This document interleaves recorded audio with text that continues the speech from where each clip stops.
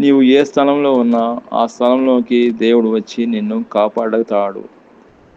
నువ్వు ఏ స్థితిలో ఉన్నా, ఏ పరిస్థితిలో ఉన్నా ఆ స్థితిలో నుండి దేవుడు రక్షిస్తాడు, కాపాడుతాడు. మనం బైబిల్ నుంచి ఒక సందర్భం మనం చూసుకుంటాము. బెతెస్దా కోనేటి దగ్గర 38 ఇయర్స్ నుంచి పక్షవాయుతంతో బాధపడుతున్న ఒక వ్యక్తి అక్కడికి వచ్చి స్వస్థత పొందాలని 38 ఇయర్స్ నుంచి ఎదురు చూస్తున్నాడండి. అతను నడవలేడు, అతను చెయ్య పని చేయదు, కాళ్ళు పని చేయవు.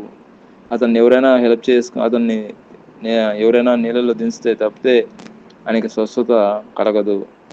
ఎవరైతే నీటిలో ముందుగా దూకుతారో ఎవరు దూకుతారో వాళ్ళకి స్వస్థత అయితే ఖచ్చితంగా జరుగుతుందండి. అయితే ఇతను ఎంతో ప్రయత్నం చేస్తున్నాడు 38 ఇయర్స్ నుంచి. అయితే యేసుప్రభే అతన్ని ఎత్తుకుంటా వచ్చినట్లు మనం చూస్తున్నాము. యేసుప్రభే అతన్ని ఎత్తుకుంటూ వచ్చి అతనికి స్వస్థత ఇచ్చినట్లు మనం చూస్తున్నాం. అతను నడవలేడు, అతను మూవ్మెంట్ కూడా లేదు కాబట్టి అతను ఆ నీళ్ళలో పడడం చాలా కష్టం. ఎంత కష్టమైనప్పటికీ ఆయన దేవుడు జ్ఞాపకం చేసుకుంటున్నాడు కాబట్టి యేసుప్రభే ఆ ప్రదేశానికి వచ్చి అతను స్వస్థపరిచినట్లు మనం చూస్తున్నాము.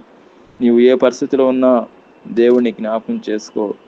దేవుడు ఆ జ్ఞాపకం చేసుకున్న వెంటనే నీ ఎద్దుకు వచ్చి నీకు సహాయం చేయగలడు, నిన్ను కాపాడగలడు, నిన్ను ఆశ్రయించగలడు.